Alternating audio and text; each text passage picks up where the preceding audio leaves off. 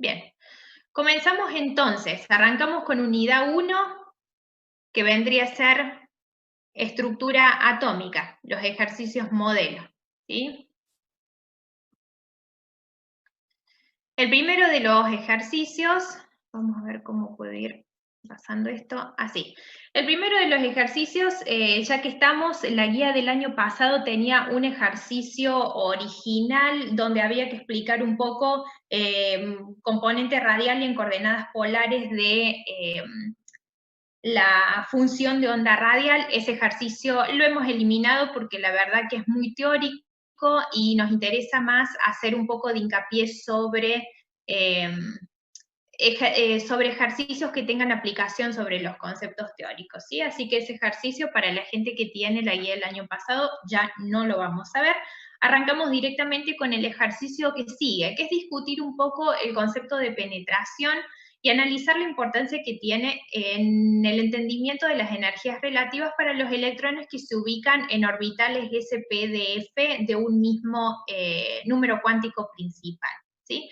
Entonces, lo que quiero recalcar acá, vamos a cambiar un poquito el spotlight para que se vea mejor, es el concepto de penetración. Acá ustedes tienen una definición de penetración que cambia ligeramente con respecto al teórico, pero básicamente son dos definiciones que hablan un poco de lo mismo, ¿sí? Acá la definición que tenemos es que penetración hace referencia a la presencia de un electrón dentro de niveles de otros electrones, o la que ustedes tenían en el teórico es la capacidad que tiene un electrón para poder acercarse al núcleo, ¿sí? ¿A qué nos referimos con esto?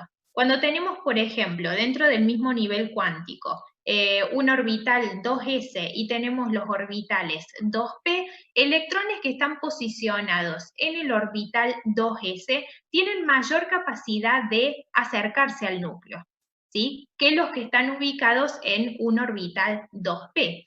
Esto es relativamente fácil de entender si ustedes piensan un poco en la forma de los orbitales, olvidándome o dejando por el momento de lado todo este tema de las funciones. Si ustedes se acuerdan cuál es la forma que tienen estos orbitales, el 2s saben que es un orbital que es esférico, ¿sí? Tiene nodos, se encuentra interrumpido por nodos, pero en definitiva esa es la forma general que tiene. Mientras que los orbitales 2p son binobulados, o sea que tenemos densidad electrónica a los costados del núcleo, ¿sí? En el centro prácticamente la densidad electrónica es nula.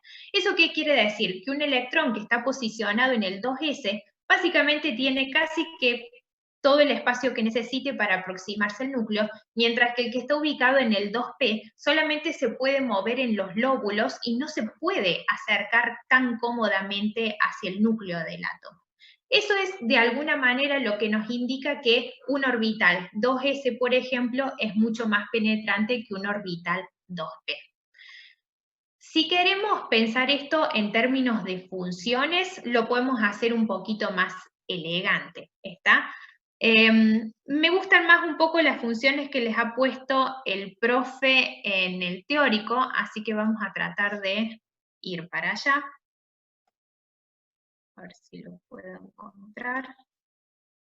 Clase 1, penetración, ¿sí? ¿Por qué me gustan más estas funciones? Porque acá justamente podemos comparar varios orbitales diferentes, ¿sí? Entonces, ¿qué vemos acá? Acá vemos una gráfica de lo que sería la distribución radial en el orbital en función de la distancia hacia el núcleo. Entonces, miremos, por ejemplo, qué pasa si comparamos distintos números cuánticos principales. Si yo tengo un electrón posicionado en el orbital 1s, fíjense que la función tiene, en este caso, un máximo absoluto que es bastante próximo al núcleo. ¿Esto qué quiere decir? Que la probabilidad de encontrar a un electrón en este orbital cerca del núcleo es bastante elevada, ¿sí? ¿Cómo se traduce eso en términos de penetración? El orbital 1s es un orbital muy penetrante porque tenemos electrones que pueden acercarse fácilmente al núcleo. ¿Qué pasa cuando yo lo contrasto, por ejemplo, con el orbital 2s? Es cierto que el orbital 2s tiene un máximo relativo que está cerca del núcleo, pero fijémonos en el máximo absoluto. ¿sí? Que me indica la máxima probabilidad de encontrar al electrón. Para este orbital, los electrones en el 2s normalmente se encuentran a una distancia r, si quieren llamarla, ¿sí? 5 si vemos esta escala que está acá, normalmente están a esa distancia del núcleo, ¿sí? Y no se acercan muy seguido al núcleo. ¿Estamos? Entonces, si yo tengo un orbital, un electrón en el orbital 2s, va a pasar mucho más tiempo a una distancia r del núcleo que bien cerca del núcleo. Por lo tanto, cuando yo los comparo, digo que el orbital 1s es más penetrante que el orbital 2s. De la misma forma, extendemos el razonamiento a la comparación con el 3s, por ejemplo, que nuevamente, si bien tiene dos máximos relativos cercanos al núcleo, la mayor probabilidad está a una distancia superior que el 1s o el 2s. ¿Está? O sea que los electrones en el 3s van a pasar su mayor cantidad de tiempo en esta zona. No se acercan tanto al núcleo. Por lo tanto, el 3s es menos penetrante que el 2s, que a su vez es menos penetrante que el 1s. Entonces, ¿cómo impacta esto en cuanto a energía? Quiere decir que a medida que yo aumento mi número cuántico principal, mis orbitales se vuelven menos penetrantes. ¿Y esto qué quiere decir? Que los electrones pasan su mayor cantidad del tiempo relativamente lejos del núcleo. Por lo tanto, están menos enlazados, ¿sí? Y si están menos enlazados, recuerden que eso para nosotros significa una mayor energía y por lo tanto una menor estabilidad relativa, ¿sí? Entonces, una mayor energía y una menor estabilidad relativa. Entonces, a medida que aumento el número cuántico principal, lo que sucede es que se produce un aumento de la inestabilidad o un aumento de la energía, ¿sí? Bien, que no me muestre el chat. Tengo una pregunta, pero no alcanzo a verla, no sé por qué. Ah, estamos. Profe, ¿el 3S no debería ser más penetrante que el 3D y el 3P? Pregunto por el segundo gráfico. Perfecto. Ahora vamos a ver qué pasa entonces cuando mantenemos el número cuántico principal y nos movemos de subnivel, que es lo que está preguntando justamente Nazarena, ¿sí? Vamos a ver qué pasa con el 3, ya que tenemos todos juntos acá en la misma gráfica. Miremos, el 3S, antes veíamos los máximos absolutos, ahora quiero llamarle su atención a los máximos relativos, ¿sí? Que van a empezar a importar cuando nos movemos de subnivel. Para el 3S tenemos un máximo relativo que está bien próximo al núcleo, ¿sí? Estamos por acá. Cuando nos movemos al 3P, también tenemos un máximo relativo próximo al núcleo, pero fíjense que está un poco más lejos que el máximo relativo del 3S. Y el 3D ya directamente no tiene un máximo relativo cercano al núcleo. ¿Eso qué quiere decir? Que si bien las zonas de mayor probabilidad de encontrar al electrón, tanto en 3S como en 3P como en 3D, se encuentran lejos del núcleo, el orbital 3s tiene un máximo relativo cerca del núcleo. Eso quiere decir que en algún determinado momento el electrón perteneciente al 3s puede acercarse lo más que quiera hacia el núcleo. Algo similar pasa con el 3p. Un electrón posicionado en 3p en algún determinado momento puede acercarse un poquito más al núcleo, ¿sí? Por supuesto, no tanto como el electrón posicionado en el 3s. ¿Está? Y un electrón posicionado en el 3d puede acercarse como máximo al núcleo cuando se encuentre en esta zona, ya que acá no tenemos ningún máximo relativo. Por lo tanto, si yo miro los máximos relativos ahora, en función de eso yo puedo decir que el 3S resulta ser más penetrante que el 3P, que resulta ser más penetrante que el 3D. Entonces, la conclusión, analizando para un mismo número cuántico principal distintos subniveles, es exactamente la misma a la que habíamos llegado hace unos momentos.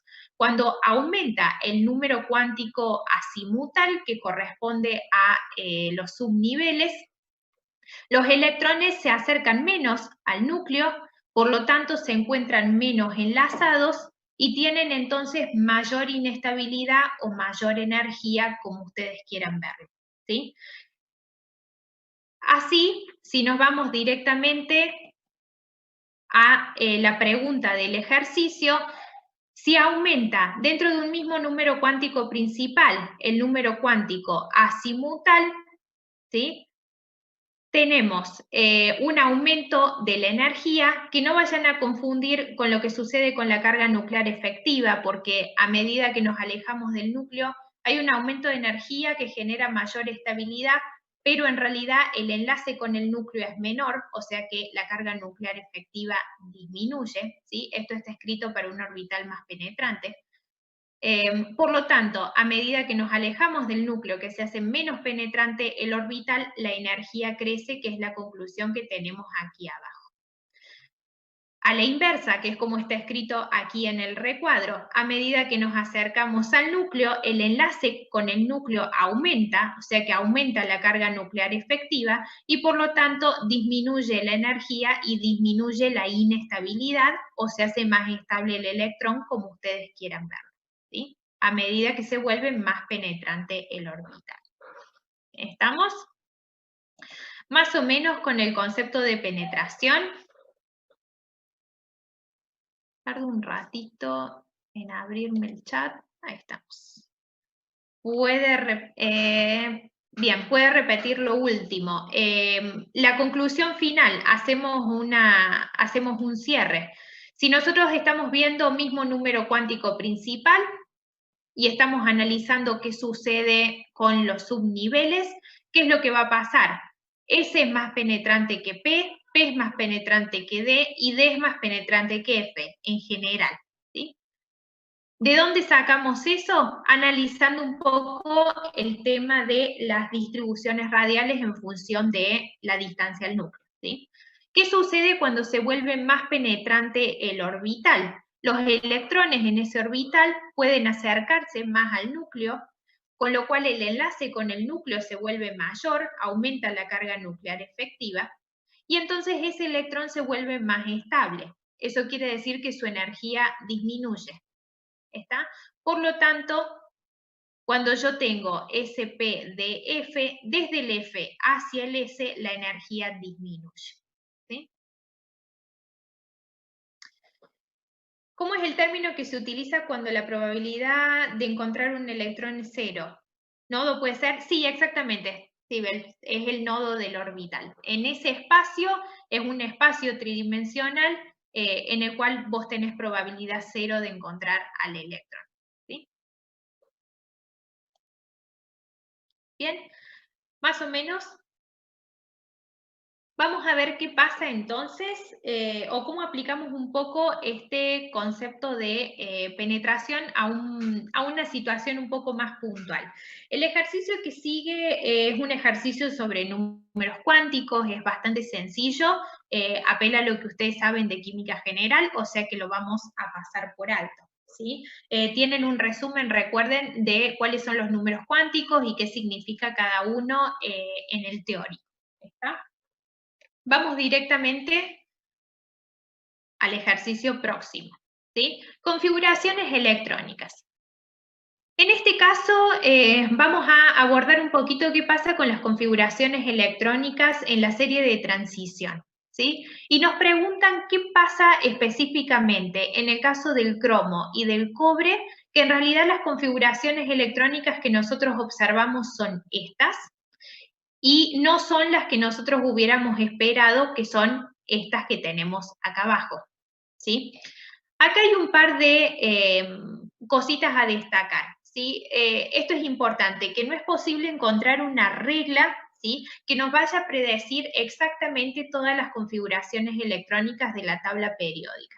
Hay algunas configuraciones electrónicas que sabemos que son de esa manera por datos experimentales, ¿sí? Cálculos y observaciones experimentales. Después nosotros lo que podemos hacer es intentar postular diferentes teorías que nos permitan explicar por qué esas configuraciones electrónicas son de esa manera, pero no podemos predecirlas de antemano. Entonces, esto también es importante para que ustedes sepan por dónde viene la mano de los ejercicios. Nosotros no vamos a pedirles que se acuerden las configuraciones electrónicas de memoria. Eso es algo que nosotros podemos perfectamente darle una configuración electrónica como esta, o si han visto un poco las tablas de la guía, saben que las configuraciones electrónicas están en una de las primeras tablas. Lo que nos interesa no es que se las acuerden de memoria, sino que ustedes sean capaces de postular una explicación que sea coherente, como para decir por qué esto es de esta manera, ¿sí? Entonces, ¿qué es lo que vemos cuando comenzamos el cuarto periodo que es interesante para nosotros, ¿sí? Vemos que para potasio y calcio, los electrones extra que están ingresando entran a lo que sería el orbital 4s.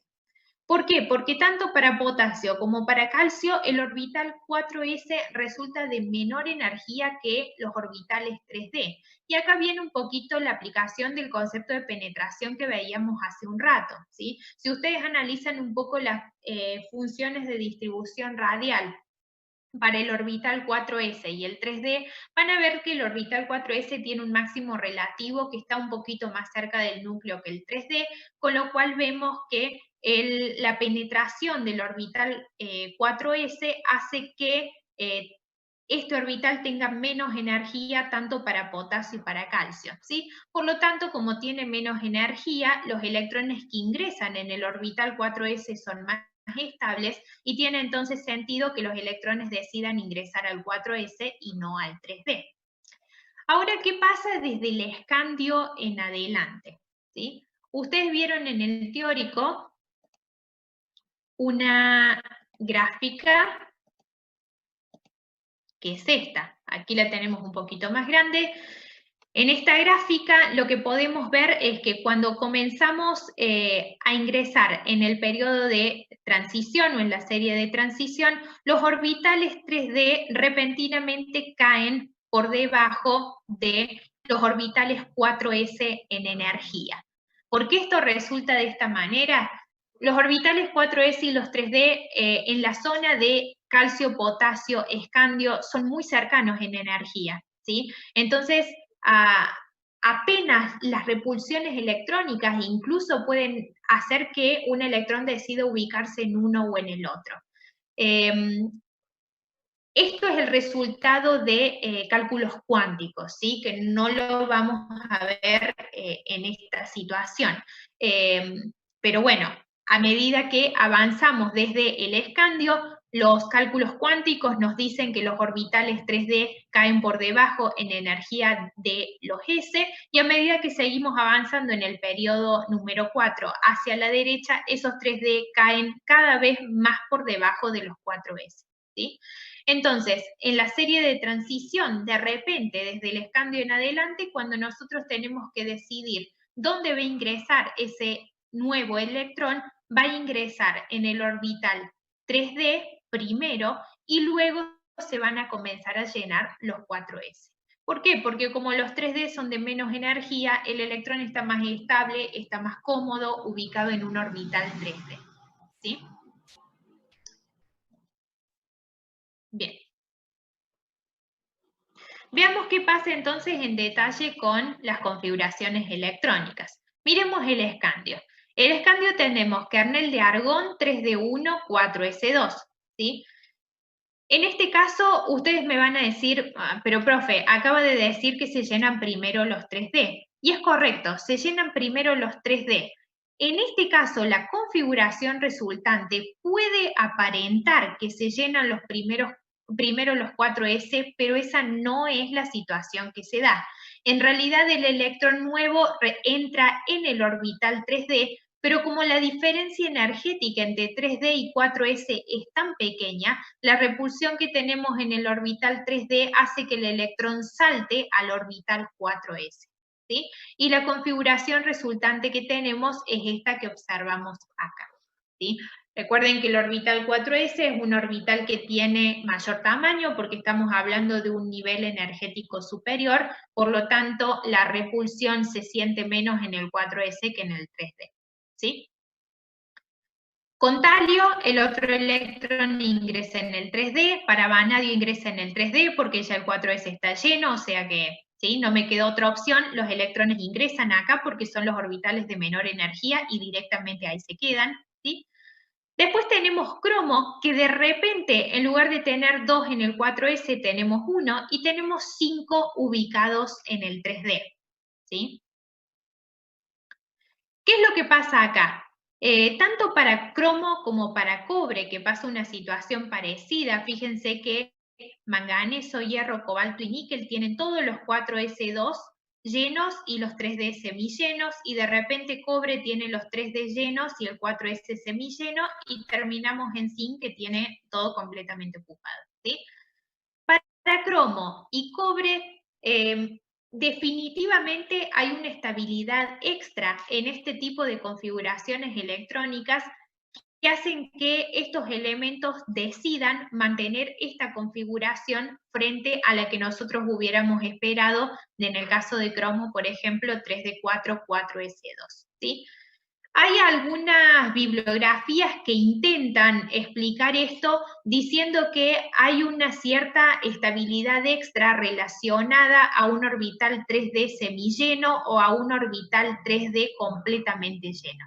En el caso del cromo, eso podríamos llegar a pensarlo porque en el 3D semilleno todos los electrones están con espines paralelos, no hay ninguno que esté apareado, entonces tengo menos repulsión en el sistema y eso hace que mi sistema sea más estable.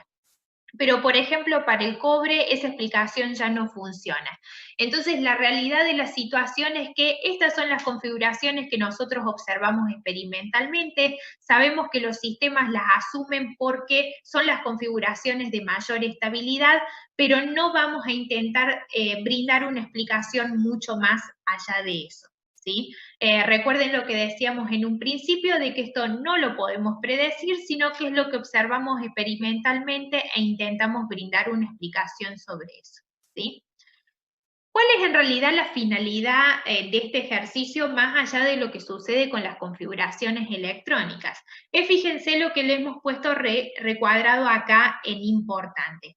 Que ustedes comprendan el concepto de penetración de orbitales y que tengan muy, pero muy en claro que desde el escandio en adelante los orbitales que primero se llenan son los 3D, más allá de que por la configuración electrónica tal vez no lo parezca, pero eso es de esa manera. El 3D se llena primero.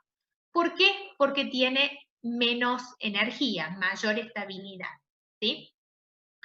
¿Eso qué implica? Que cuando nosotros tenemos que formar un ion de un átomo que pertenece a la primera serie de transición, para formar el ion, el catión, yo voy a retirar los electrones, primero que nada, del orbital de mayor energía que siempre es el 4s, ¿sí? Nunca voy a retirar electrones primero del 3D. Y eso es lo que les tiene que quedar bien en claro, y es un error que lamentablemente vemos cometer mucho, sobre todo cuando trabajamos con cationes de primera serie de transición en la parte de complejometría, ¿sí? Entonces, esta es la idea más importante que tiene que quedarles a ustedes a partir de este ejercicio, ¿sí? Y que por supuesto el sistema siempre va a intentar tener la mayor estabilidad posible y que energéticamente se va a acomodar de la forma que pueda, siempre y cuando consiga la mayor estabilidad posible, ¿sí? Bien, ¿alguna duda hasta acá? ¿Más o menos vamos? Bien, seguimos entonces. Muy bien. ¿Qué pasa con el ejercicio 4? ¿Sí? Y de repente vamos a empezar a hablar de carga nuclear efectiva. La carga nuclear efectiva es un concepto que a ustedes ya les suena desde química general. Lo repasamos rápidamente. Cuando nosotros tenemos un átomo polielectrónico, hay dos cosas que tenemos que considerar. Si estamos mirando uno de los electrones, ese electrón está atraído por el núcleo que contiene protones, ¿sí? Esa atracción está representada por la carga nuclear, es decir, por el número atómico Z, pero al mismo tiempo, dentro de un átomo polielectrónico, ese electrón también está sintiendo las repulsiones que el resto de los electrones están haciendo sobre él. Esas repulsiones vienen representadas a través de lo que conocemos como apantallamiento, ¿sí? ¿Cuál es la idea del apantallamiento? El apantallamiento reduce de forma parcial la carga nuclear. ¿sí? Entonces, un electrón que está ubicado en un átomo polielectrónico no va a sentir la carga nuclear completa, ya que se encuentra parcialmente apantallado por otros electrones. Si nosotros hacemos la diferencia entre la carga nuclear y el apantallamiento, obtenemos como resultado la carga nuclear efectiva, que es la carga real que está experimentada por un determinado electrón en un átomo polielectrónico.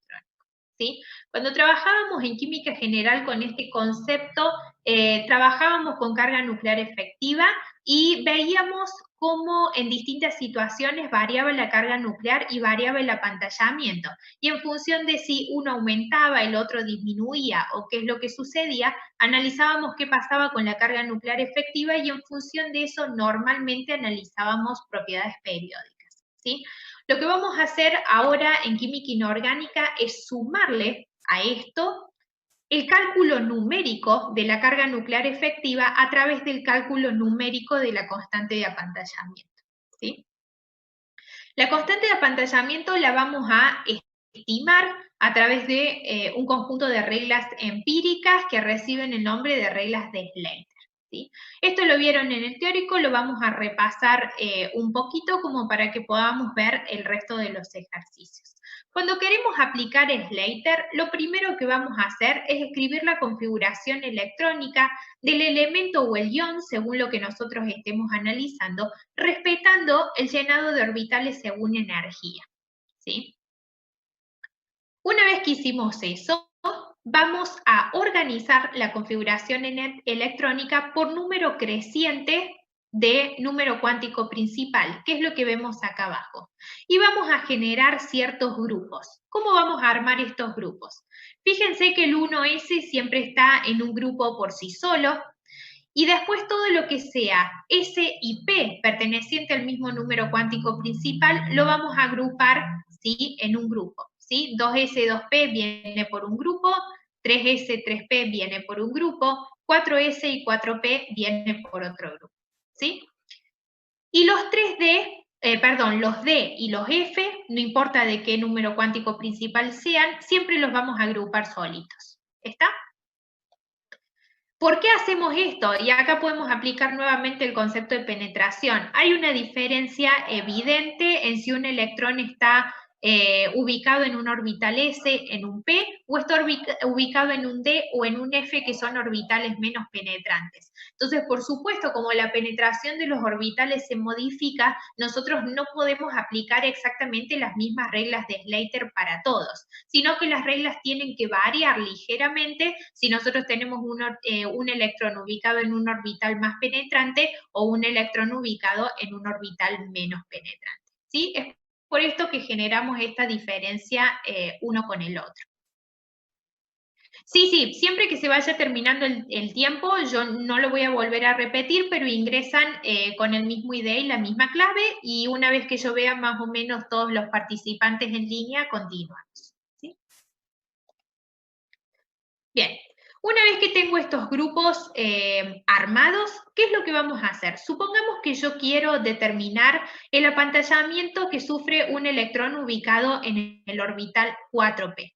Esto es muy importante. Todo electrón que se ubique a la derecha del electrón que yo estoy considerando, es decir, todo electrón que sea más externo que el electrón que yo estoy considerando, no me aporta absolutamente nada al apantallamiento. ¿Por qué? Porque simplemente esos electrones más externos no se ubican o no se interponen entre el electrón que yo considero y el núcleo, que realmente es un electrón que genera apantallamiento. Entonces, como estos están más afuera que el electrón que yo considero, simplemente no los tomo. ¿Estamos? Vamos a ver qué pasa si yo quiero considerar el apantallamiento para un electrón que se encuentra ubicado en un orbital ns o np. Es exactamente lo mismo, porque recuerden que el s y el p del mismo número cuántico principal siempre están agrupados en el mismo grupo, o sea que no importa si es ns o np, lo voy a calcular de la misma manera. ¿Sí? Supongamos que me paro acá en el 4s2. ¿Qué vamos a hacer entonces? Acá tenemos una nota importante. Si yo quiero calcular el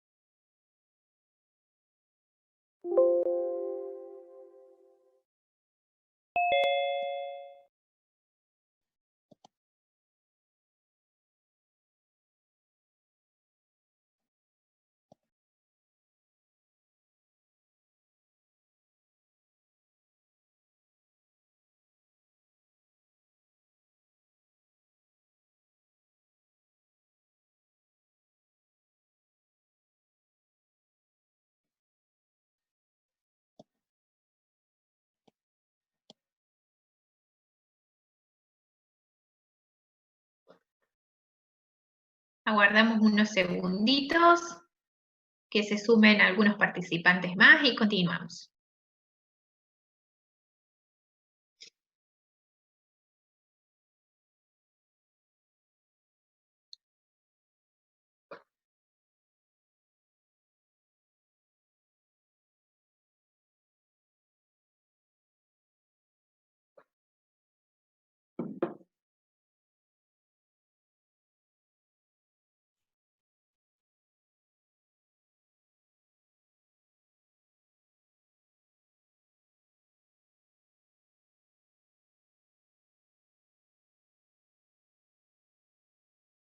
Bien, estamos más o menos en 73, así que seguimos, ¿sí?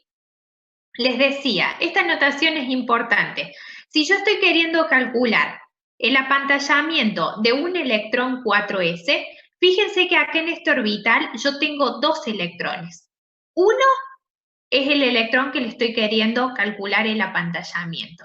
Y el otro es el electrón con el cual se encuentra pareado. El electrón que yo estoy analizando, el electrón que está bajo análisis, al que yo le estoy calculando el apantallamiento, ese electrón no lo voy a considerar. Ese es el electrón bajo análisis, ¿sí? Por lo tanto, si yo tengo que decir, dentro de este mismo grupo, ese electrón bajo análisis, ¿tiene alguien que lo apantalle? Sí, tiene un electrón más que lo apantalla en un 0,35. ¿Qué quiere decir este 0,35? Que este electrón que se encuentra compartiendo grupo con el electrón que está bajo análisis, simplemente bloquea la carga nuclear en un 35%. O sea que ayuda al apantallamiento, sí, pero tampoco es un apantallamiento súper efectivo, ¿sí? Pero bueno, lo tenemos que considerar, ¿está? Todos aquellos electrones que se encuentran posicionados en un nivel inferior al electrón que yo estoy considerando, en este caso todos los electrones ubicados en el nivel 3, ¿sí? Que son 16 en total, sumo los 8 del D y los otros 8 que tengo en el S y en el P, suman al apantallamiento en un 0,85%, ¿sí?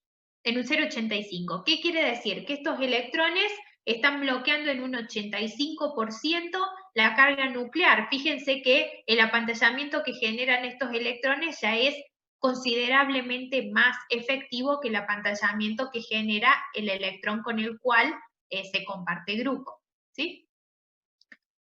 Y aquellos electrones que se encuentran en un nivel -2, es decir, 2 niveles inferiores o más al electrón que yo estoy considerando, aportan todos un apantallamiento de 1. En este caso tenemos 6 más 4, en total 10 electrones que están apantallando la carga nuclear en un 100%, ¿sí? Nuevamente noten que el apantallamiento de estos electrones ya es mucho más efectivo que el apantallamiento de estos y que incluso el apantallamiento del primero que consideramos, ¿sí? La suma de todos estos valores, 10 por 1, 16 por 0,85 y 1 por 0,35, me va a dar como resultado el apantallamiento. ¿Y esto por qué lo recalco? Porque normalmente es un error común que vemos, que ustedes hacen este cálculo y dicen que eso es el set efectivo. Eso no es el set efectivo, ¿sí? Recordemos que lo que nosotros hemos hecho con Slater es calcular el apantallamiento. Cuando se lo restemos a Z, que es el número atómico correspondiente, recién ahí vamos a tener como resultado la carga nuclear efectiva, ¿sí? Veamos qué pasa si ahora yo tengo que calcular la carga nuclear efectiva de un electrón que se ubica ya sea en un subnivel ND o en uno NF. ¿Está? Acá tenemos en un ejemplo un electrón que estamos considerando en un 3D8.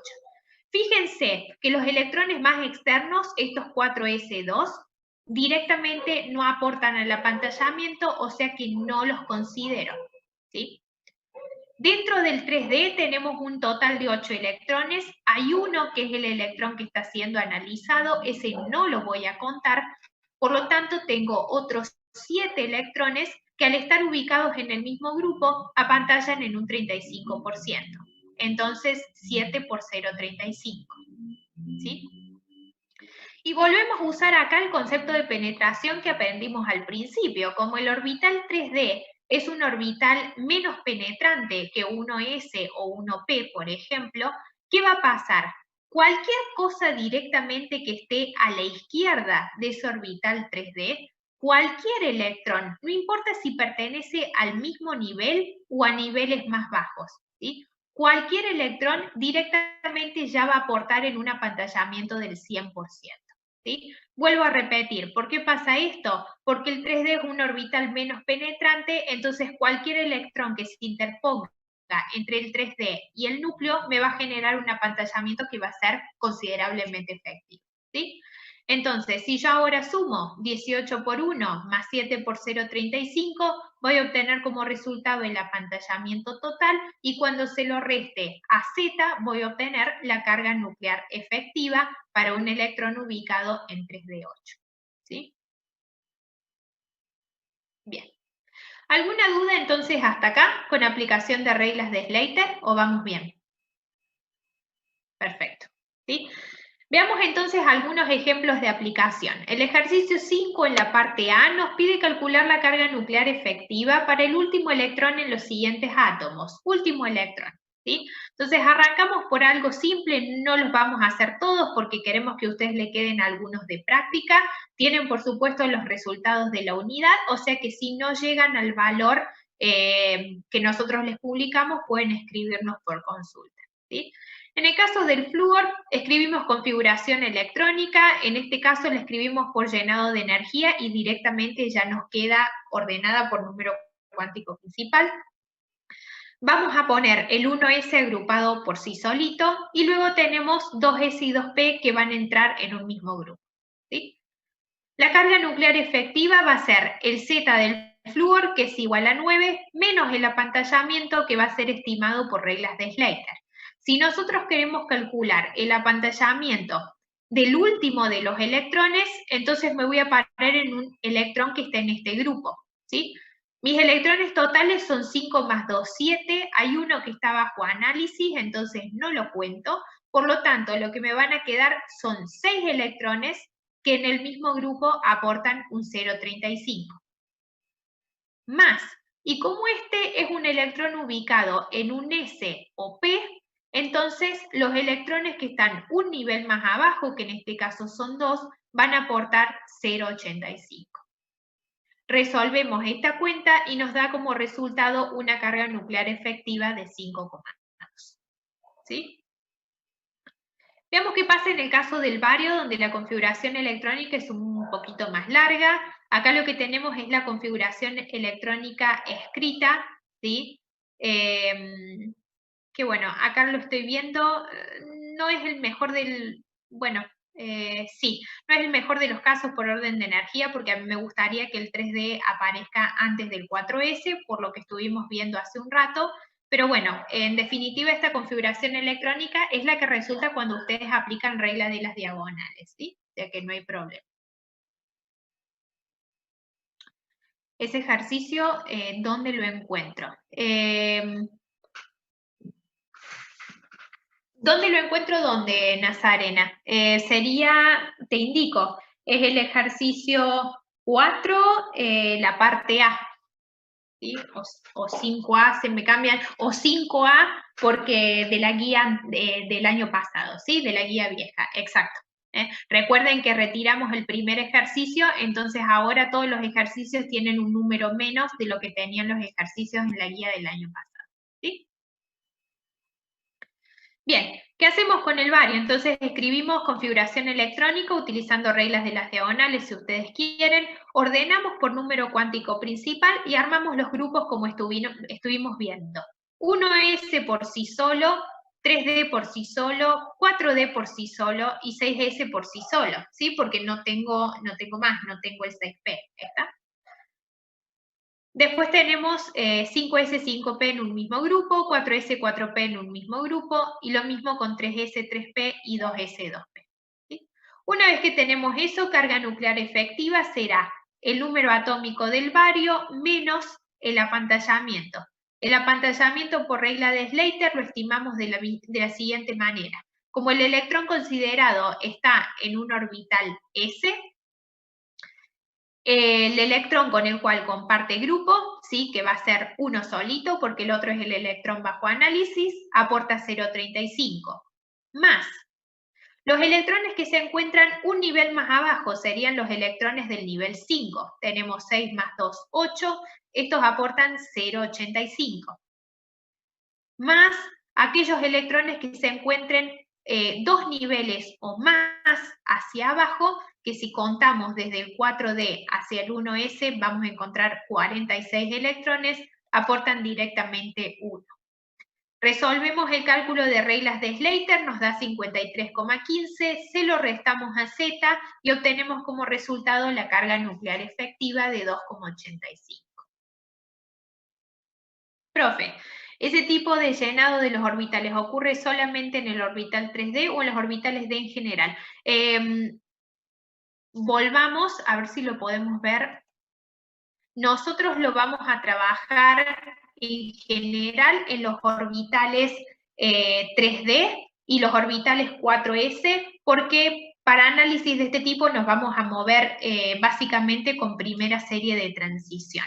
Veamos acá si lo puedo llegar, si podemos localizarlo. Por ejemplo, acá tenemos el 4D y tenemos el 5S, que sería una situación similar a lo que trabajábamos recién, y fíjate que se vuelve a dar exactamente el mismo efecto cuántico de energía, y fíjate que a su vez es incluso más pronunciado con los orbitales 4E.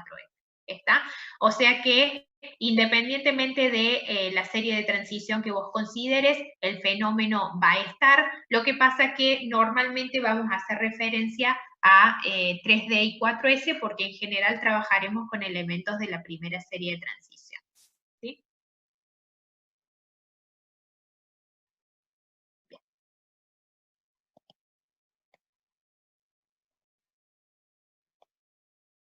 Veamos ahora cómo, además de calcular carga nuclear efectiva, podemos utilizarlo para poder explicar alguna variación periódica, hacer una comparación, por ejemplo, de radio o de energía de ionización o de afinidad electrónica, ¿sí? Que va a ser bastante similar a lo que trabajábamos en química general, nada más que ahora teniendo números, por ahí tal vez lo ven un poquito mejor, ¿sí? Fíjense, en la parte B nos pide calcular la carga nuclear efectiva para el último electrón en los siguientes pares de iones. Tenemos 3 pares de iones para trabajar, solamente nosotros vamos a hacer ahora en el ejemplo sodio y fluoruro y catión ferroso y catión férrico. Y nos pide explicar con los resultados obtenidos la variación en los radios iónicos en cada caso. Para ejercicios que nosotros veamos tipo parcial o tipo examen final, siempre que les pidamos algún cálculo va a ir acompañado de algún razonamiento teórico. Nunca el ejercicio va a ser solamente calcule esto. Siempre la idea va a ser que ustedes puedan hacer alguna deducción o armar alguna explicación a partir de esos resultados numéricos, ¿sí? Entonces, acá tenemos, por ejemplo, el sodio. Fíjense lo que hemos hecho. Escribimos configuración electrónica del átomo neutro y como queremos calcular carga nuclear efectiva para el catión sodio, lo que hacemos es perder el electrón más externo y nos quedamos con la configuración electrónica que vemos acá, que es una configuración de capa cerrada, ¿sí? Recién ahora que yo tengo la configuración del catión, hacemos el análisis sobre el último de los electrones.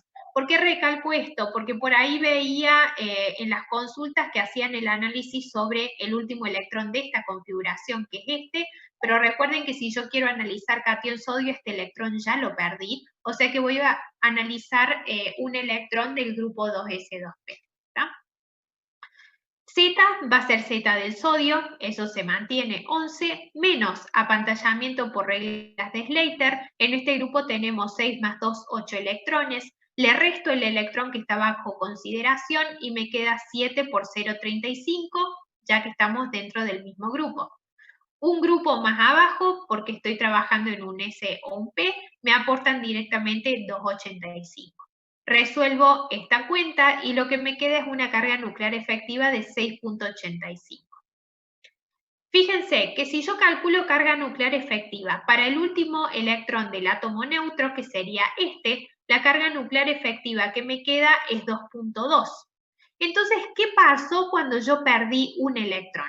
Cuando perdí un electrón, hubo una disminución en el apantallamiento y por lo tanto un aumento en la carga nuclear efectiva. ¿Sí? Fíjense que pasamos de 2,2 a 6,85. Al haber un aumento en la carga nuclear efectiva, evidentemente la nube electrónica en el catión sodio está mucho más atraída hacia el núcleo y lo que vemos es entonces una contracción de la especie que vendría a reflejarse en una disminución del radio. ¿Sí? ¿Por qué hay un aumento tan grande de 2,2 a 6,8? Bueno, simplemente vemos en la configuración electrónica que al haber perdido el electrón justo 3s y pasar a una configuración de capa cerrada, esta configuración es tan estable que la carga nuclear efectiva que sufren estos electrones es muy elevada. ¿Sí? Esto ustedes lo pueden encontrar en el teórico. En el teórico el profe se los menciona como que cuando perdemos un electrón disminuyen las repulsiones en la nube electrónica y entonces eso hace que los electrones estén más enlazados hacia el núcleo y lo que vemos es una disminución del radio. ¿Sí? Es otra forma de comentar un poco todo esto que estamos viendo acá en valores numéricos. ¿Sí? ¿Qué pasa con el flúor? Nuevamente tenemos configuración electrónica del átomo neutro. Acá cuidado, queremos armar anión fluoruro, por lo tanto lo que va a pasar es que vamos a ganar un electrón. Entonces sumamos un electrón acá y la configuración resultante es 1s2, 2s2, 2p6, que es configuración de capa cerrada. ¿Sí? Analizamos carga nuclear efectiva del último de los electrones, va a ser Z del flúor, que es 9, menos apantallamiento aproximado por Slater.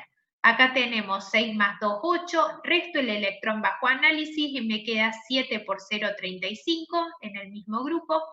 Como estoy analizando un electrón en un grupo SP, un nivel más abajo van a aportar 0,85. Resuelvo el cálculo matemático y me queda una carga nuclear efectiva de 4,85. Si yo lo comparo con la carga nuclear efectiva del átomo neutro, que es 5,2, vemos qué sucedió. Cuando ganamos un electrón, ¿sí? Hubo un aumento del apantallamiento y eso se refleja en una disminución de la carga nuclear efectiva. ¿Sí? ¿Por qué? Porque el Z se mantiene constante porque siempre estamos hablando del mismo elemento, ¿sí? A pesar de que sea el neutro o un ion derivado de ese elemento, el Z no se modifica, ¿sí? Entonces, como hubo una disminución en el Z efectivo, la nube electrónica está menos enlazada al núcleo, entonces está más difusa, por así decirlo, y lo que tenemos es un radio mayor para la especie, ¿sí? Para la especie aniónica. Nuevamente, esto lo pueden volver a encontrar en el teórico como que cuando se suma un electrón, aumentan las repulsiones, se hace más difusa la nube electrónica y por lo tanto lo que tenemos es un aumento en el radio. ¿Sí? Podemos hacer una comparación extra en este ejercicio y podemos, ¿por qué no?, comparar qué pasa entre el anión fluoruro y el catión sodio. ¿Por qué los podemos comparar? Es relativamente sencillo porque si ustedes se fijan, ambos terminan exactamente con la misma configuración electrónica de capa cerrada, ¿sí? La cual va a corresponder al neón. ¿Estamos?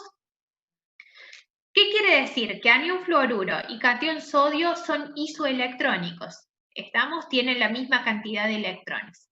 Con la misma cantidad de electrones, ¿qué va a pasar? Voy a tener exactamente el mismo apantallamiento, ¿sí? Entonces, la carga nuclear efectiva, al tener el mismo apantallamiento, va a depender exclusivamente del valor de Z. Si Z es más grande, Z efectiva será más grande, y si Z es más chico, Z efectivo será más chico. Por lo tanto, si yo comparo Z del flúor, que es 9, con el Z del sodio, que es 11, como el sodio tiene un mayor Z e igual apantallamiento, tendrá por lo tanto un mayor Z efectivo. Al tener un mayor Z efectivo, tendrá entonces un menor radio de lo que tiene el anión fluoruro. O sea que podemos incluso hacer una comparación cruzada si quisiéramos, ¿sí? No solamente comparar con la especie neutra. Veamos qué pasa en el segundo de los casos, ferroso con férrico. Este es un ejemplo de comparación clásico, lo hemos trabajado en química general.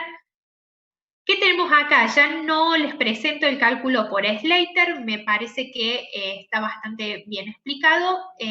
Acá en los ejercicios modelo es una cuestión ahora de que ustedes tienen que realizar ejercicios como para poder practicarlos, ¿sí? Pero no salimos de esto. Así que les presentamos directamente los resultados. La carga nuclear efectiva para catión ferroso es 6.25 y para férrico es 6.6. Entonces, si nosotros vamos a comparar, ¿qué pasa en este caso? Catión ferroso tiene una carga nuclear efectiva que es inferior. ¿Qué quiere decir? Que la nube se encuentra menos atraída hacia el núcleo o está más difusa, como ustedes quieran mencionarlo.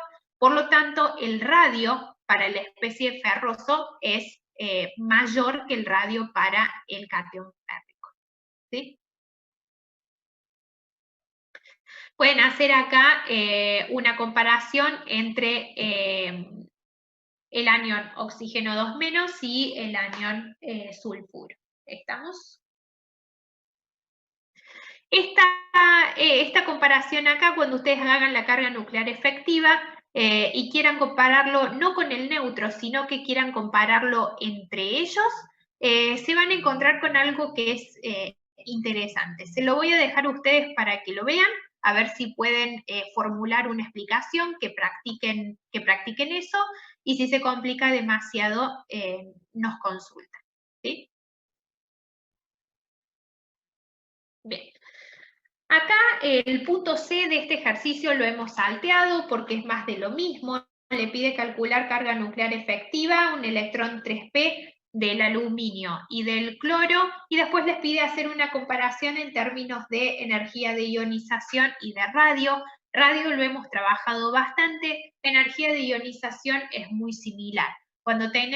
Recuerden que el proceso de energía de ionización implica retirar un electrón de un átomo neutro en estado gaseoso o de una especie en estado gaseosa para formar la especie catiónica en estado gaseoso. Si nosotros tenemos una carga nuclear efectiva que es mayor, evidentemente los electrones están más enlazados hacia el núcleo, entonces el proceso de ionización me va a costar mayor energía, ¿sí? Y eso es lo que ustedes deberían más o menos ver. ¿Qué pasa en la parte D? En la parte D vamos a ver un poco el análisis, nuevamente los valores ya no vamos a ver cómo se calculan. Cuidado con estos donde practican el 3D. Recuerden que para el 3D tenemos 0,35 para los que pertenecen al mismo grupo y cualquier cosa por debajo directamente aporta 1.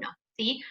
Cuando calculamos Z efectivo para un electrón en un 3D, ya el 0,85 directamente desaparece del cálculo. ¿Sí? Tengan eso en cuenta. ¿Qué pasa? Para calcio y para potasio, acá no está la tablita completa, me voy a ir directamente a los resultados como para que podamos analizarlo acá. Esto es lo que ustedes tienen subido a autogestión. Veamos que para potasio y para calcio obviamente no hay un cálculo en un electrón 3D porque no hay electrones en ese orbital, mientras que para escandio en adelante vamos a hacer un cálculo tanto para el electrón 4s como para un electrón 3D.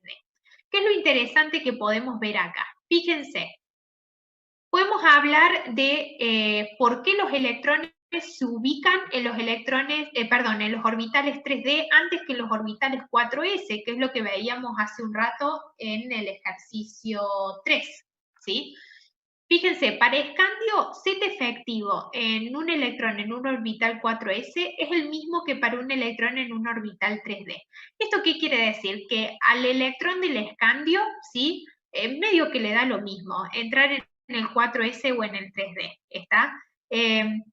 Termina entrando en el 3D por una cuestión de efectos cuánticos, pero a su vez eventualmente termina siendo promovido por repulsiones electrónicas al 4s, que es lo que veíamos hace unos momentos, ¿sí?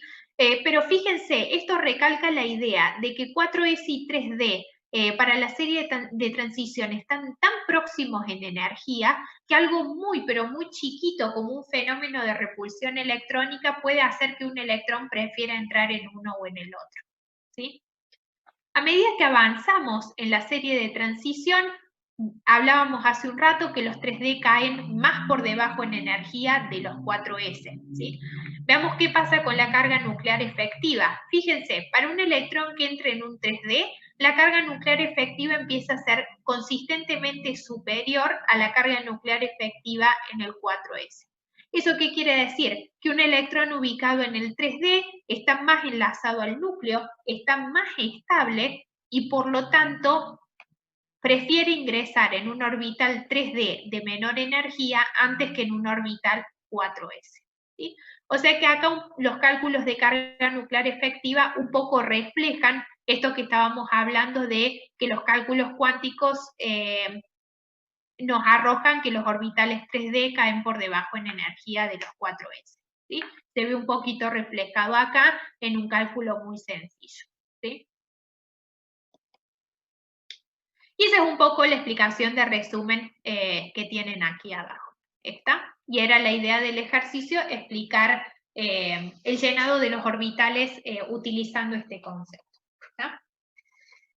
El punto que sigue, que es el E, nuevamente más de lo mismo, por lo tanto no lo vamos a ver en detalle. Nos pide calcular carga nuclear efectiva de un electrón 3D del cobre y un electrón 3D del zinc.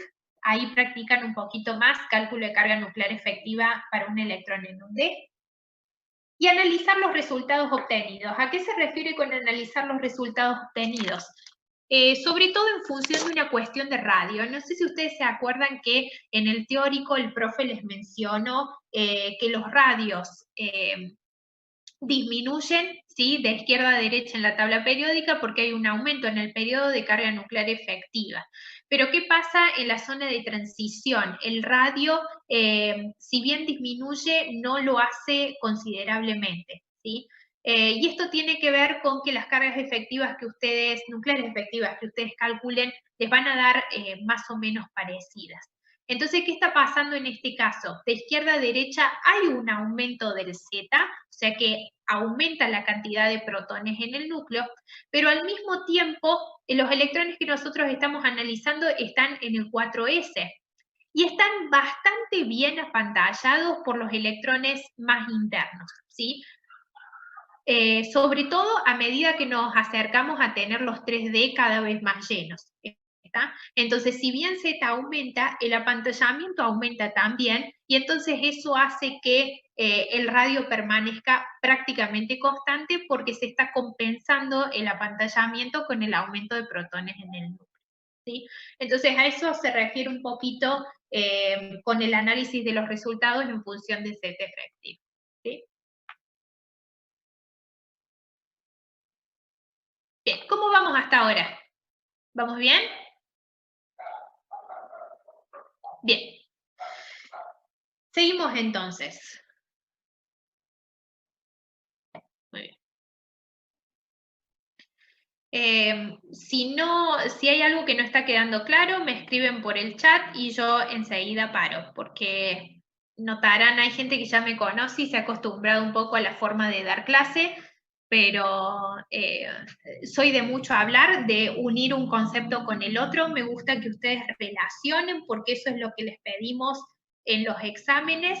Pero bueno, cuando la situación es cara a cara, yo normalmente me doy cuenta si ustedes están muy perdidos, entonces paro y vuelvo, pero acá como estoy enfrentando la computadora no puedo darme cuenta, así que avísenme ustedes, ¿sí? El ejercicio número 5. Muy bien. El ejercicio número 5 les pide analizar en forma comparativa primeros potenciales de ionización. Este ejercicio no lo vamos a hacer porque, de nuevo, apunta a que ustedes calculen cargas nucleares efectivas y puedan, en función de esos valores, explicar qué es lo que pasa con las energías de ionización. Hay acá dos pares que son interesantes, que es berilio y boro, y oxígeno y nitrógeno. que bueno, van a ver que pertenecen al mismo periodo, pero no siguen la tendencia que uno esperaría, que es que la carga nuclear efectiva aumente hacia la derecha y por lo tanto aumente también la energía de ionización, sino que vamos a ver que oxígeno tiene una baja y boro también tiene una baja en la energía de ionización. Me gustaría que ustedes busquen un poco los valores, lo miren, noten que los valores de energía de ionización en electron volt lo tienen en las tablas al final de la guía, así que los pueden sacar de ahí, no hace falta que los busquen en internet, ¿sí?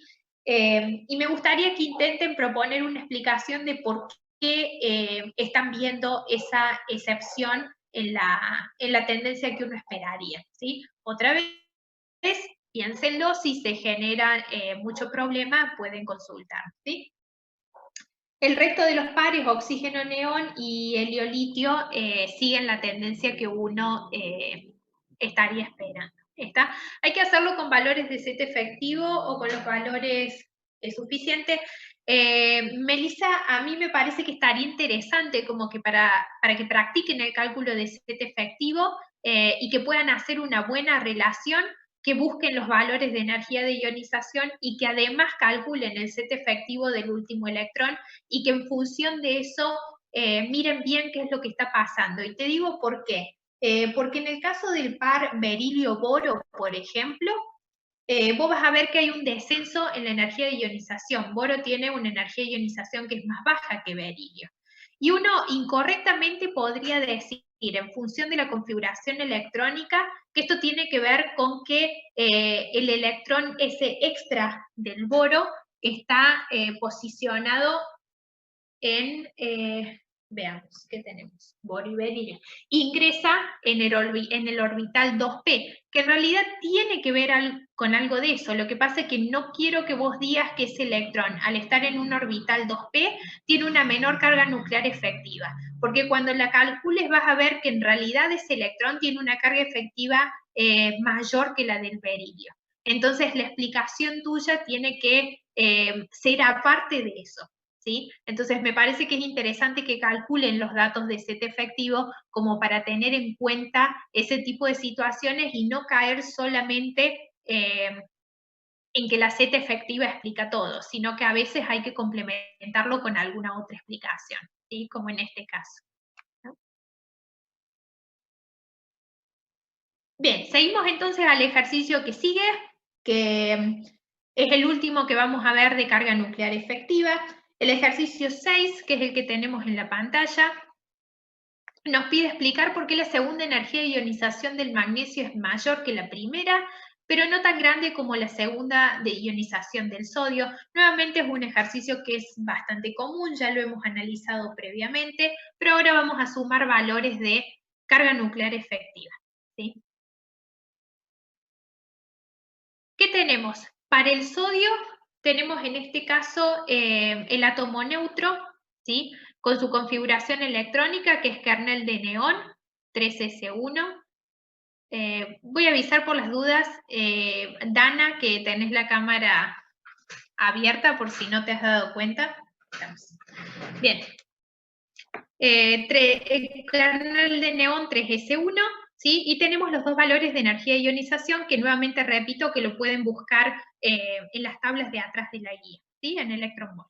Y para magnesio tenemos configuración kernel de neón 3s2 y los dos valores de energía de ionización.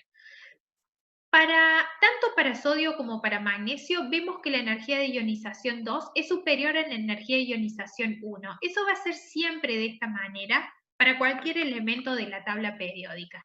¿Por qué? Porque cuando retiramos un electrón, vemos una disminución en el apantallamiento y un aumento en la carga nuclear efectiva, ¿sí? O lo podemos ver también, como está puesto en el teórico, que al retirar un electrón disminuye las repulsiones en la nube electrónica, eso hace que la nube electrónica se contraiga, que esté más enlazada hacia el núcleo y por lo tanto, evidentemente, nos va a costar más energía realizar un segundo proceso de ionización que un primero, ¿sí? Por ejemplo, acá tenemos set efectiva del magnesio, 2,85 para el último electrón, mientras que si calculamos set efectiva para el catión magnesio más, ya pasamos un Z efectiva de 3.2. ¿Sí? ¿Qué pasa ahora con la segunda energía de ionización? Si comparamos sodio con magnesio, fíjense que la del sodio es considerablemente más elevada. Y eso tiene que ver con el resultado de la configuración electrónica cuando nosotros hemos retirado el primer electrón.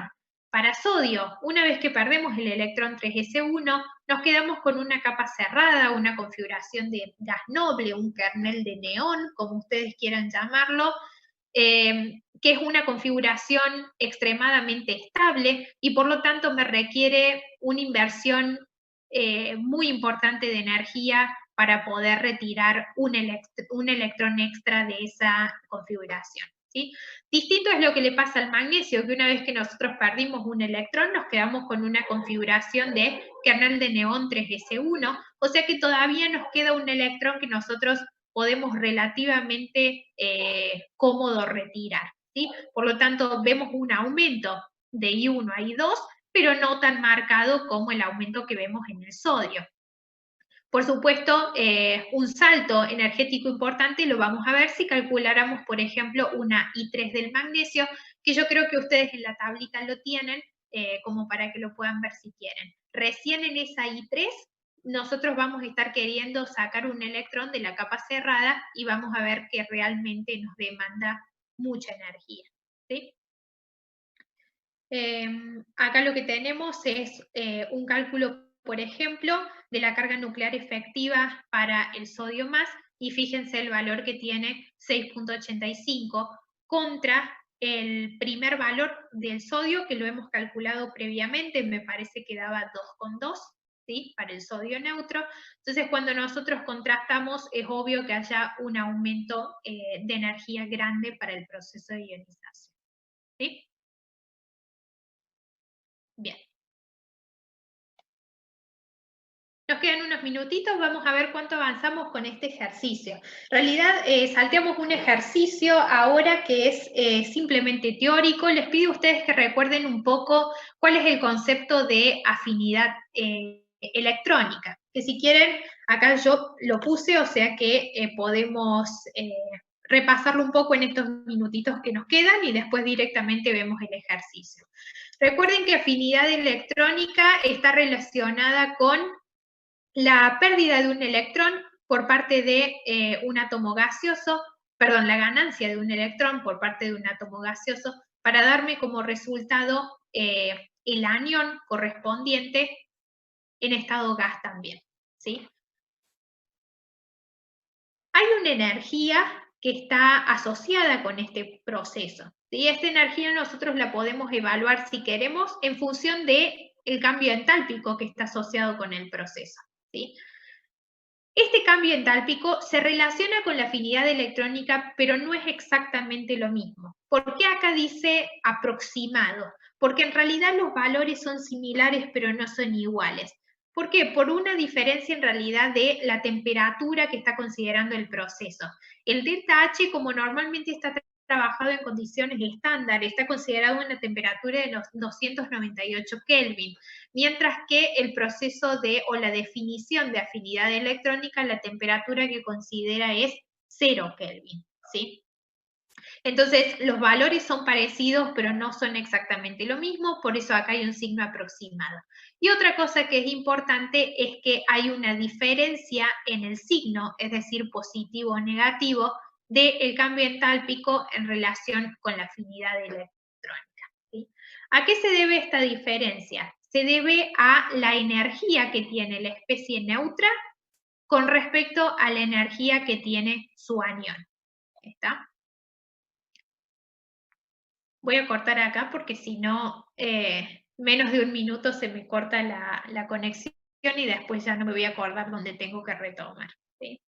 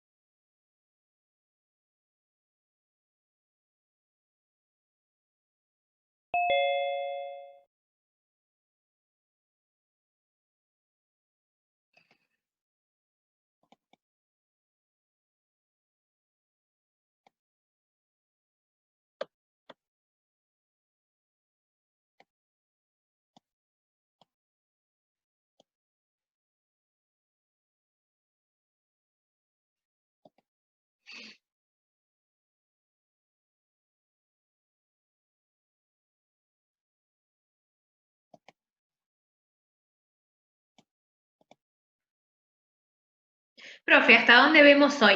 La idea es que tenemos hasta las 9:30, así que vamos a terminar esta unidad. Si quieren, hacemos en realidad, capaz que nos convenga esperar hasta el próximo corte. Vamos a avanzar hasta el próximo corte con la unidad número 2. Y si quieren, ahí cuando viene el próximo corte, podemos tomarnos unos 10 o 15 minutitos de descanso y ahí retomamos. Tendríamos que terminar con los primeros ejercicios de la unidad 2, que vendría a ser las consideraciones energéticas, o sea, Boerhaave y Borlandé, ¿sí? Hasta ahí vamos a llegar, la parte estructural no la vamos a ver porque nos queda directamente para la clase que viene. ¿Puedes repetir lo de los signos? Sí, Florencia, ahí retomamos, ¿está? Bien, ya somos varios participantes, entonces directamente retomábamos en lo que estaba diciendo. Además de que hay una pequeña diferencia numéricamente entre delta H y afinidad electrónica, también hay una diferencia con respecto a los signos, ¿sí? ¿Y esto de dónde viene? Tiene que ver con la energía de la especie neutra en comparación con la energía de la especie aniónica. Supongamos que tenemos un no metal, como por ejemplo el flúor, que nosotros sabemos que está en la esquina superior de la tabla periódica, en la esquina superior derecha, por lo tanto sabemos que tiene una afinidad electrónica que es alta, ¿sí? El flúor tiene tendencia a tomar electrones, ¿está? Entonces, ¿qué va a pasar? Si nosotros comparamos el flúor neutro, gas, con el anión fluoruro, gas, como la tendencia es a tomar electrones, entonces la energía de la especie aniónica va a ser inferior a la energía de la especie neutra. ¿Esto por qué? Porque si el flúor tiende a tomar electrones, quiere decir que el proceso por alguna razón está favorecido, ¿sí? Y la única forma de que el proceso de tomar ese electrón esté favorecido es que nosotros formemos una especie que es más estable. Entonces, si la especie aniónica es más estable que la neutra, entonces la energía de la especie aniónica tiene que ser inferior a la de la especie neutra. Recuerden nuevamente que más estabilidad es menor energía para nosotros, ¿sí? Entonces, si esta especie anónica tiene menos energía, cuando yo voy a calcular el delta H del proceso y hago la energía del producto menos la energía del reactivo, me va a dar como resultado un valor negativo, ¿sí? Esto quiere decir que el proceso para el flúor, por ejemplo, es un proceso exotérmico, ¿sí?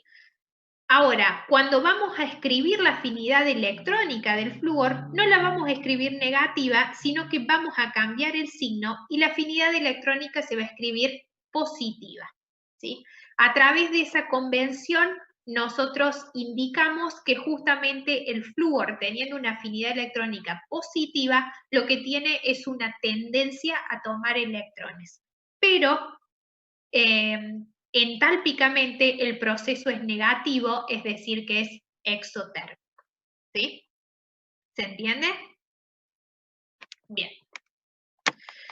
Entonces, acá hemos recordado un poco lo que sería la definición de afinidad electrónica, que es lo que les pide el ejercicio 7. Vamos a una aplicación que es la del ejercicio 8. El ejercicio 8 les dice que sabiendo que la afinidad electrónica del oxígeno gas es 141 kJ por mol, el delta y el delta H para el proceso de oxígeno gas más 2 electrones que da oxígeno 2 menos es 603 kJ por mol, nos pide calcular el valor de afinidad electrónica para la especie oxígeno menos. Cuidado con los datos en este ejercicio. ¿Y por qué? Porque el primer dato, me voy a buscar el puntero, el primero de los datos, que es el 141 kJ por mol, ¿sí? Está dado en términos de afinidad electrónica, pero el segundo dato de 603 está dado en términos de delta H. Entonces, cuidado con eso porque los signos van a cambiar, ¿está? Para poder operar, nosotros tenemos que llevar todo a delta H, ¿sí? Entonces, ¿qué pasa? Vamos a hacer una aplicación de ley de Hess. Lo que yo tengo acá es el proceso completo, que es oxígeno-gas, que toma 2 electrones y me da como resultado el anión, ¿sí? Con 2 cargas negativas. Si miramos un poco el dato del ejercicio, este dato de 603 es en delta H, o sea que queda tal cual como está. Este proceso total nosotros lo podemos descomponer en dos procesos intermedios, que es oxígeno que toma un electrón para dar oxígeno menos, y oxígeno menos que toma otro electrón para dar oxígeno 2 menos. El delta H del segundo proceso es lo que yo quiero buscar, porque a partir de esto voy a calcular la afinidad electrónica de la especie oxígeno menos, que es lo que me piden. Mientras que para el primer proceso lo que yo tengo como dato es afinidad electrónica del oxígeno. Como necesito operar con delta H, voy a tener que cambiarle el signo. ¿Sí? Recordemos que afinidad electrónica y delta H poseen signos opuestos. Es por eso que acá el 141 pasa a ser de repente negativo. ¿Sí? Una vez que tengo esto, aplicamos ley de Hess, o sea que el delta H del proceso total es delta H1 más delta H2. Despejamos delta H2 y sustituimos con los signos correspondientes. Cuidado con esto, ¿no? Tenemos el signo del despeje, tenemos el signo del delta H, menos por menos se hace más, y nos queda como resultado este valor. Ahora, este valor es delta H para el proceso oxígeno menos más un electrón que da oxígeno 2 menos. Como me piden afinidad electrónica, necesito volver a cambiarle el signo. ¿Sí? Y esto es lo que vemos acá. Si queremos hacer una comparación con un valor experimental, tenemos que es bastante parecido. ¿Sí? Recuerden que acá, si ustedes quisieran, puede calcular un error relativo, que ya lo hemos trabajado en química general. Siempre y cuando tengan un error relativo inferior al 5%, obtenemos que la aproximación es bastante buena. ¿Sí? Bien, veamos entonces qué pasa con el último ejercicio, que es otra vez una aplicación de afinidad electrónica. Nos dice, teniendo en cuenta que la máxima longitud de onda que puede expulsar un electrón de un ion litio menos, para conseguir la formación de un átomo de litio neutro es 2000 nanómetros. Nos pide calcular la afinidad electrónica del litio. Este ejercicio no es difícil, pero va y viene bastante con los signos, o sea que presten atención. ¿Tá? El proceso para el cual nosotros tenemos el dato es este, que dice litio menos, más energía, expulsa el electrón y me genera litio, el átomo neutro en estado gas. Esta energía que requiere este proceso viene dada por una radiación que tiene una longitud de onda de 200 nanómetros. Acá es bastante fácil, esto lo hemos visto también un montón de veces ya.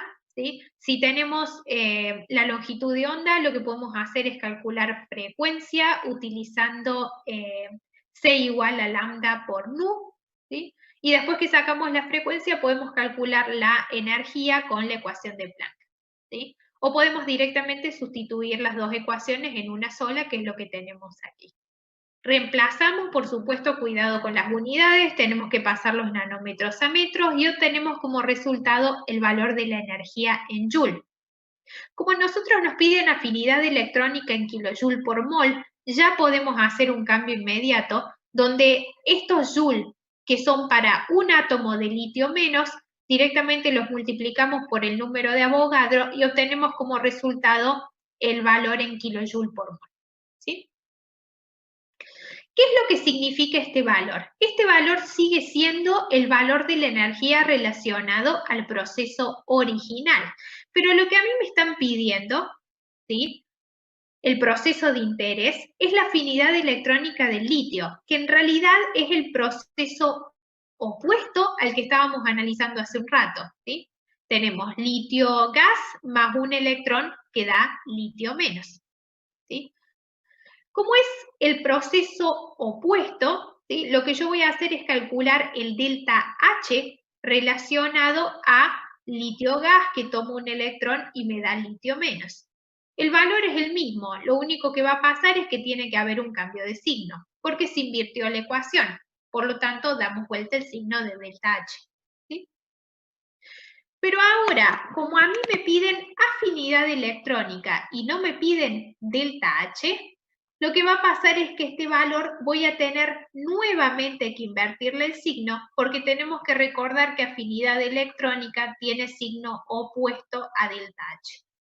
Entonces, en definitiva, la afinidad electrónica con la que terminamos es positivo 59,83 kJ por mol, que si ustedes quieren compararlo con los valores experimentales que están en la tabla final de la guía, pueden utilizar la conversión que también está al final de la guía entre electronvolt y joule o kilojoule, y entonces modifican las unidades y obtienen la afinidad electrónica del litio en electronvolt por mol.